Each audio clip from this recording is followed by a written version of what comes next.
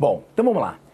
Quando a gente fala aqui do pau-brasil, a gente tem que entender que a exploração desse determinado produto, ele vai atender aos interesses mercantilistas da metrópole. Aqui já é claramente para a gente, e aí é mais um motivo pelo qual eu questiono esse termo período pré-colonial, há uma relação, claro, da metrópole, Portugal, e a sua colônia, que é a América Portuguesa. Então essa metrópole ela procura na colônia uma forma de complementar a sua economia. Buscar na colônia uma forma clara de obtenção de riquezas. Eu posso, por definição, dizer que o papel de uma colônia é dinamizar a economia metropolitana, ou por que não dizer que o papel dela é enriquecer a metrópole. Então, a partir desse momento, os portugueses, os grupos comerciantes portugueses que aqui vieram, esses exploradores que aqui vieram, identificam uma madeira de altíssima qualidade, que é o pau-brasil. Claro que não foi só o pau-brasil, A gente fica assim, poxa, mas só pau-brasil? Ficaram tanto tempo falando só pau-brasil? Não! Claro que outras coisas chamaram a atenção dos portugueses.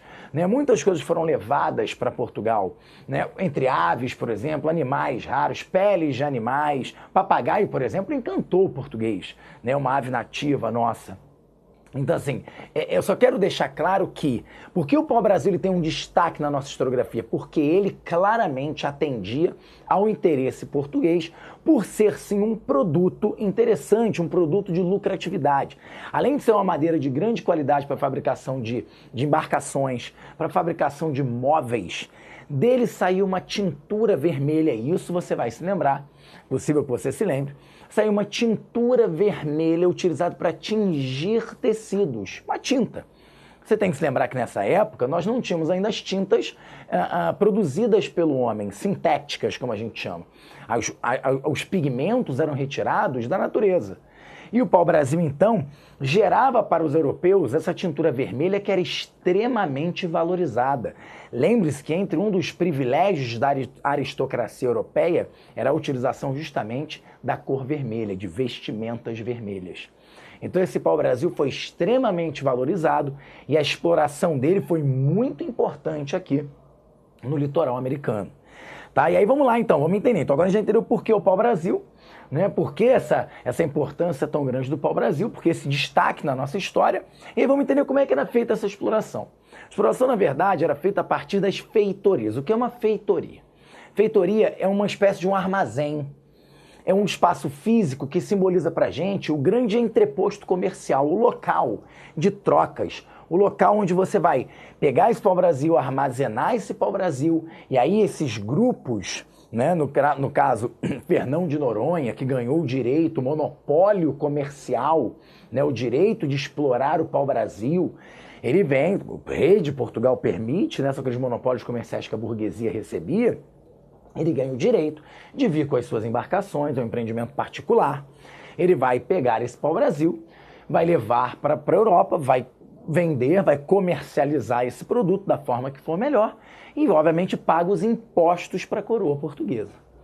Perfeito? Então essa feitoria é o local, esse armazém, onde os diversos produtos, dentre eles o pau-brasil, que era o mais importante, eram armazenados e ali eram trocados. Aí você fala assim, poxa, entendi, legal, super, teacher. Agora, como é que esse pau-brasil ele ia? Então, o português ia lá, vinha com um serrote, ia lá no meio da floresta ali e cortava esse pau-brasil? Não. E aí, pra gente, começa aqui um outro capítulo muito importante da nossa história, que é exatamente a relação do português, do colonizador, com as populações indígenas da América Portuguesa. Porque quando a gente entende, quando a gente fala da relação do português com os índios, a primeira coisa que vem à nossa mente é o quê? O genocídio, mataram os índios todos, Eu mal conheço índio, não vejo um índio por aqui onde eu moro, dependendo de onde a gente mora. Ou você pensa o quê? Catequização, catequizou o índio, Então o índio ele foi catequizado. Calma. A relação entre o português e o índio ela é muito mais complexa do que a gente imagina. A relação entre português e índio, ela começa aqui de uma forma bastante amistosa. O primeiro contato do português com o índio não é um contato de violência, até porque, lembre-se, os portugueses não vieram para cá no primeiro momento, nesse chamado período pré-colonial pelo menos, com o objetivo de dominar a terra, de ocupar a terra. Eles vieram com objetivos comerciais, né? Aquele objetivo mercantilista, comercial, exploração do pau-brasil. Então esse índio não se vê no primeiro momento ameaçado por esse português. Claro, a visão do português em relação ao índio é uma visão claramente eurocêntrica, uma visão de superioridade. O português enxerga o índio como um povo sem fé, sem lei e sem rei. Ora, sem fé, porque não existe uma religião muito bem definida, os índios são politeístas, né, diferente daquela Europa que procurava, né, manter aquele monopólio da fé cristã católica. Tá? A gente está aí no início do século XVI. Né? É um povo sem lei, porque não existe um Estado centralizado e um conjunto de leis que regem esse Estado. Não existe. Né? E sem rei. Por quê? Porque não existe um único homem que mande, não existe uma centralização do poder, como existe na Europa naquele momento, a ideia do absolutismo monárquico.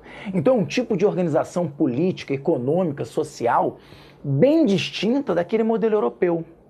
Mas os europeus enxergam esse índio de uma forma o quê? Uma forma inferior. É a ideia, então, da superioridade, né? A ideia do eurocentrismo. Então esse índio é inferior, pobre índio. Né? Então esse português se coloca nessa posição de transmitir ao índio aquilo que ele considera o ideal de sociedade. Tá? Isso, obviamente, vai pautar essa relação, mas isso não faz com que seja sempre um processo violento, então a gente tem que tomar cuidado com isso. Esse primeiro contato aqui, por exemplo, é um contato interessante, um contato de descobertas, é um contato de trocas comerciais. Quem vai fazer esse trabalho de retirar a madeira, colocar ali na feitoria, trocar essa madeira com o português, é o índio. Aí você vai falar, poxa vida, então o índio ele vendia a madeira? Não, cuidado. Os índios têm um tipo de organização econômica diferente do português. Para eles não é questão do metalismo. Para os índios, para as sociedades de uma forma geral, pré-colombianas como nós chamamos, o que tem muito valor para eles é aquilo que eles podem usar no dia a dia. O valor comercial é muito mais relacionado à necessidade efetiva do que, por exemplo, a metais. Os metais para esses índios não têm uma serventia muito grande. Né? O metal para eles é apenas uma questão da natureza e muito menos uma questão monetária. Então quando você fala assim, poxa, o índio deu o pau-brasil em troca de determinadas coisas? Não. O índio não deu o pau-brasil porque o índio não se considera dono do pau-brasil. O princípio de propriedade privada não existe nessa sociedade indígena, não existe nessa mentalidade indígena. Então o que o índio fez foi, ele trocou o seu trabalho de ter ido lá, cortar a madeira, trazer a madeira, armazenar a madeira e dar essa madeira ao português. Aí sim, esse trabalho, né, que ele podia estar fazendo outras coisas, podia estar caçando, podia... Não, então ele estava ali se dedicando a uma determinada atividade e ele troca isso por determinados objetos de pouco valor para os portugueses. Repare que eu chamei espelho, pente, né, essas coisas que vocês costumam chamar de bugigangas, eu troquei. Estou chamando de objetos de pouco valor para os portugueses. Porque a partir do momento que eu chamo essas coisas de bugiganga, eu estou quase que contribuindo para um discurso português de que o índio, ele é bobinho, né, e ele troca pau-brasil, que é uma coisa muito valiosa e importante, por besteiras, por bugigangas. E isso é muito complicado. Né? Por que é mais importante? Por que o espelho, né, que para o índio se torna uma coisa muito interessante, onde ele pode se ver perfeitamente? Me espanta a mulher chamar espelho de bugiganga. As mulheres que não podem ver um espelho no meio da rua. Mulheres que andam com espelhos dentro das suas bolsas para toda hora pegar e se olhar. Me espanta uma menina virar e falar, poxa, os portugueses davam bugiganga para o índio. Me espanta isso. Né? E tem uma outra questão interessante. Quando o índio pendurava um pente no seu colar, isso fazia dele mais um homem respeitado dentro da sua tribo. Você vai dizer para mim, poxa, mas como assim? Por que um pente pendurado no colar? Ora, eu sou importante na tribo. Porque, na verdade, aquele pente simbolizava para a tribo que ele foi corajoso, que ele foi até lá o litoral, ele fez contato com aquele povo que chegou diferente, embarcações que vieram do mar, fez contato com eles, de certa forma fez um acordo com eles e conseguiu, mediante algumas atividades, conquistou aquele determinado artefato. Então a gente tem que tomar muito cuidado na hora que a gente observar essa relação entre português e indígena.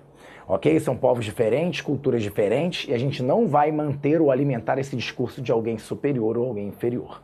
Agora, o que é de fato, para nós, os indígenas foram muito importantes nessa troca comercial sem a utilização de moedas que nós vamos chamar de escambo. Então, os indígenas e os portugueses faziam o escambo do pau-brasil por determinados objetos de pouco valor para os portugueses. E assim, então, foi largamente explorada essa madeira, o pau-brasil, ao longo do litoral americano.